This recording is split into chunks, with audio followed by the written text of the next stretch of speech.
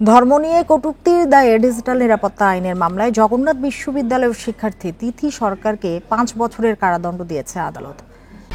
1, 2, 3 ঢাকায় জমি জিতে নিন 100% ক্যাশব্যাক সহ 20 কোটি টাকার পুরস্কার। দুপুরে ঢাকার সাইবার ট্রাইব্যুনালের বিচারক এম জুলফিকার হায়াতের আদালত এ রায় দেন।